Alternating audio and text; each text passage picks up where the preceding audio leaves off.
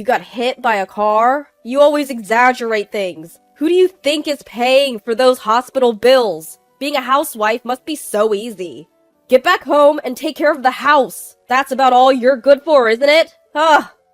The man laughing at me over the phone is sadly my husband, the man I once vowed to spend my life with. Just a few hours ago, a car hit me while I was walking, and I was rushed to the hospital. My husband's first words to me after hearing from the hospital were just that. No husband should ever say things to his wife who just had an accident. But in a few minutes, he would go from laughing to looking pale. My name is Olivia. I'm 40 years old. I've been married to Benjamin for 12 years. As for our relationship...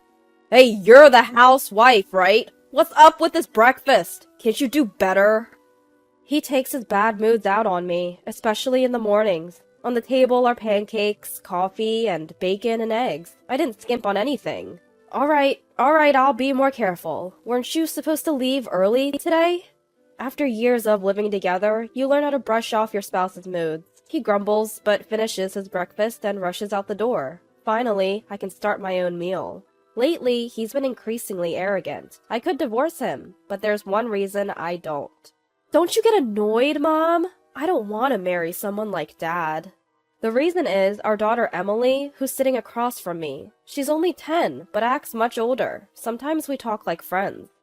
He has his good points. He works hard every day, and I'm grateful. But his attitude sucks. He's making fun of you.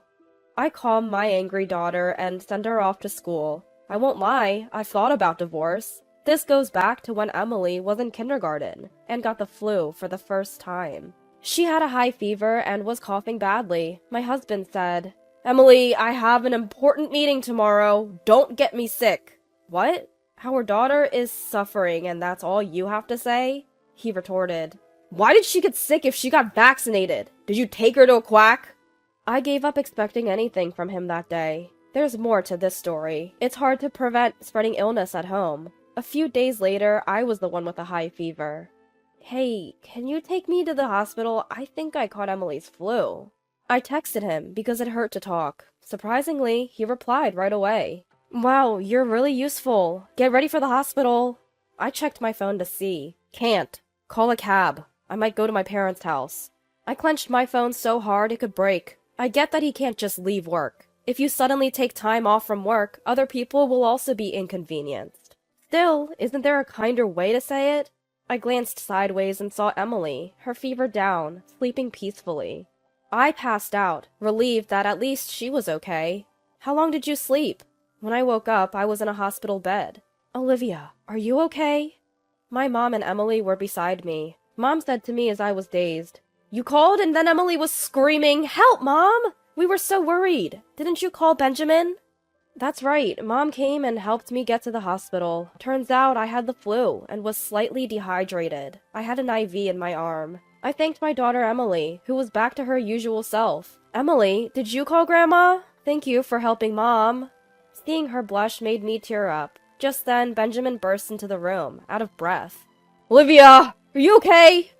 Mom must have called him. He was out of breath, probably from running. Benjamin, didn't you notice Olivia was feeling off this morning? What would have happened if Emily hadn't called? You need to pay more attention to your family. Mom was choosing her words carefully, but she was angry. I'm sorry, I didn't realize it was this bad. Don't apologize to me. Apologize to Olivia and Emily. Mom spoke gently, perhaps reassured by my husband's remorseful look. I was angry, but seeing him genuinely sorry made me forgive him. His attitude improved a bit after that, but he still belittled me sometimes. And for the past year, I've had another concern. I've started a fixed deposit account through a friend who works at a bank. The interest rate is good. So cut back on spending, okay? Like Emily's dance classes. Do we really need that? Hold on, why are you making such important decisions without me? And Emily is not quitting dance. She was shy, and it's the first thing she wanted to do on her own. I couldn't help but get emotional. Emily had said she wanted to dance like the performers we saw at an event when she was in 2nd grade. That's how we started. She's made lots of friends and become more outgoing since she started dancing, especially with Mia, who's the same age. I'm also friends with Mia's mom. Despite this, Benjamin said, "You wouldn't understand complicated financial stuff. But fine, Emily can continue her lessons. Just manage the budget. I quit my job after Emily was born, but it wasn't my choice. I used to work as an office clerk. After maternity leave, I returned to work only to get frequent calls from the childcare center because Emily was sick. I took time off each time and quickly used up all my paid time off. Can you pick up Emily sometimes? It's hard for me to take time off. I asked Benjamin for help. I thought it was strange to ask such a thing, but he joked. Me? No, guys at my work leave early for childcare. Isn't that the wife's job? I was stunned. There's no such thing as roles, okay? In my family, you're the only wife who works. Your mom stayed home, right? I want you to stay home. That's what I was told, so I quit my job. I was worried about my income, but that didn't mean I couldn't make a living. There are also good points about it. We managed financially, and I was relieved to have more time for Emily and myself. I was also happy to be able to spend more time with Emily. Of course, she also has some bad points. But Benjamin stopped helping at home and acted like he was the sole provider. I suggested going back to work now that Emily is older, but he wasn't interested. Being a housewife is a lot of work. If it were a paid job, it would be worth a lot. He doesn't appreciate me enough. Then a life-changing event happened. Usual time, usual path. I was walking home from shopping, carrying heavy bags. I heard a car horn from behind. I turned around too late. A car was speeding toward me. My bags scattered around me. I fell on my butt in shock and then lost consciousness. When I woke up, I was in a hospital bed. My teary-eyed daughter Emily and Mom were by my side. I feel like this has happened before. Did I get the flu again? Grandma, is Mom losing her mind? Both looked worried as I mumbled in my daze. The attending physician, a woman, spoke gently. Emily, calm down. Your mom will be fine. Olivia, do you understand? You were in a car accident. Apparently, the driver had dozed off. The car grazed my shoulder before crashing into a pole. Had I been a few steps ahead, I probably wouldn't be alive. I was horrified when I heard that story. The room fell silent when the phone rang. Mom took my phone from my bag and put it on speaker. Hey, Olivia, got a call from the hospital. You're fine, right? You're always so sturdy. The room went quiet. He kept talking, oblivious to the silence. Stop exaggerating! Who do you think is paying for this hospital stay? Hurry back and take care of the house. That's all you're good for. Is this how you talk to your wife, who just had an accident? Something snapped inside me. I heard the sound of something snapping inside me. I glanced at Mom, her fists trembling. Are you there? Olivia, answer me! My body tenses up to say something back. I was about to respond when someone else beat me to it. Are you the husband? I'm Melissa, the attending physician. Yes. How's my wife? He seemed surprised, probably thinking he was alone with me. Apparently, the same was true of the doctors. Too late for apologies. I heard how you spoke to Mrs. Olivia. She'd be better off without you. He exploded. Who do you think you are? Just a female doctor acting high and mighty. I'm Olivia's attending physician, Melissa. As I mentioned, my daughter Mia attends the same dance class as Emily. Oh, I see. My husband, always wanting to look good, was at a loss for words. Mia's mom is a doctor at this hospital. I'm sure she told her husband, but he probably wasn't listening with her right ear and her left ear anyway. I was planning to divorce you later, but I don't need you anymore. Benjamin, I'm going back to my parents' house after I'm discharged. Don't worry about Emily. Mom will take care of her. Wait, who's going to take care of the house? I felt nothing but disgust for him. Emily chimed in. Who'll take care of the house? What about you? Is there a rule that says you can't do housework? And what you said earlier was disappointing. You're an embarrassment. A pathetic husband who is told this much by his own daughter. But I think your mother-in-law and father-in-law will be inconvenienced by you barging in, right? If you find out, then think again. Mom, who had been silent, finally spoke. Hello, Benjamin. This is Olivia's mom. We don't mind at all. Don't worry about it. She spoke softly, but her eyes were anything but soft. Ah, so you're there too, mother-in-law. But you see, didn't you hear me? I said we don't mind. Remember when Olivia had the flu? I asked you to be more considerate of your family. Is my daughter your personal maid? I thought I sent her off as your wife. Mom's words left my husband speechless. If you have any objections, feel free to visit us anytime. Dad and I will be waiting. He loves his daughter and granddaughter. With that, Mom hung up the phone.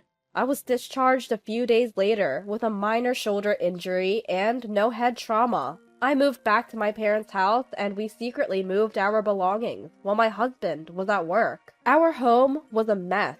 Dirty dishes filled the sink and the laundry was untouched. I ignored it all and returned to my parents' house.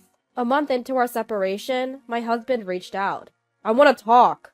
I braced myself for the call from my husband. On the agreed day, he showed up at my parents' house with his own parents. As Mom welcomed them in, my father-in-law began to speak. Olivia, stop being stubborn and come home. You're married. It's your duty to support your husband. My father-in-law's outdated views were echoed by my nodding husband. Olivia's dad would agree, right? It's time to let go of your daughter. He laughed as if mocking my dad, just like this parent and this child. My dad's response? Are you serious? If so, I have even less reason to send my daughter and granddaughter back to you. His tone was calm, but his eyes weren't smiling. Wow, Dad is really mad, I thought. My father-in-law's face turned red. Benjamin, I want a divorce. I'm tired of being let down, again and again. When was the last time you thanked me? My husband looked down. I've always tried to support you, Benjamin. But what about you? You keep saying I should be more grateful. Who's going to support me? My husband's ears turned red. Mom chimed in. Benjamin, how did the house look without Olivia? Dress shirts don't clean themselves, and shoes won't shine on their own. How was the food? Mom was as angry as Dad. Still, my husband argued. But I'm the one working to support Olivia and Emily. Shouldn't she take care of the house? We were all stunned by his lack of remorse. He glared at me as if to say he wouldn't agree to a divorce. Do you remember blaming me for our tight budget? I was so frustrated that I started working from home. What? I've been working within his tax bracket, and it's given us some financial breathing room. If you want to act high and mighty, start earning enough to justify it. My husband sneered at me. You think this is funny? Fine, let's get a divorce. I'd be better off without a woman like you. The next moment, a sharp slap flew through the air. It wasn't from me, nor from my parents, and certainly not from my father-in-law. It was from my mother-in-law, who had been silent all along. Listening to you, Benjamin? Who do you think you are? The words you should be saying to Olivia are thank you for always supporting me. Everyone, including my husband and father-in-law, was stunned by my mother-in-law's sudden outburst. What are you talking about? She's the one who wants a divorce. I've done nothing wrong. Why don't you worry about your son instead of yourself? I'm a human being too, you know. I have my limits, and it seems like I've reached them now. What? Both men were silenced by her forcefulness. Caught off guard, my husband finally agreed to the divorce. We immediately started discussing child support and asset division, and that's when I learned something unexpected. So, how much is in that fixed deposit amount? That's part of the assets to be divided, right? My husband's face turned pale at my casual question. About that. Before he could continue, my mother-in-law shouted, Spit it out! I haven't actually set up a fixed deposit. I lied. Tears in his eyes, he confessed. I actually used it for investments. I thought I could make some extra money, but it didn't work out. That's why I've been hard on Olivia. Really? You should have talked to me. I was pretty into investing before we got married. I probably know more than you. Now I have enough to cover a down payment on a house. But don't worry, it won't be part of the asset division. My husband, who seemed to think of me as a clueless housewife, was flabbergasted. Since then, he's been consistently sending child support payments. He moved back to his parents' home, but his mother is nowhere to be found. She had endured his father's domineering behavior for years, but couldn't take it anymore after his selfish remarks. I can't help but chuckle, thinking about the two men struggling in their messy home. That's what you get for underestimating women. Serves you right. Afterwards, I got a job as a medical receptionist through a friend, Mia's mom. I had also earned a medical administration certificate through a job training program, so I'm managing just fine. I love working in this cozy environment. When the divorce was finalized, my daughter Emily said, "Finally! Took you long enough! I'm fine as long as you're here, Mom." I was taken aback, but vowed to live strongly as a single mom.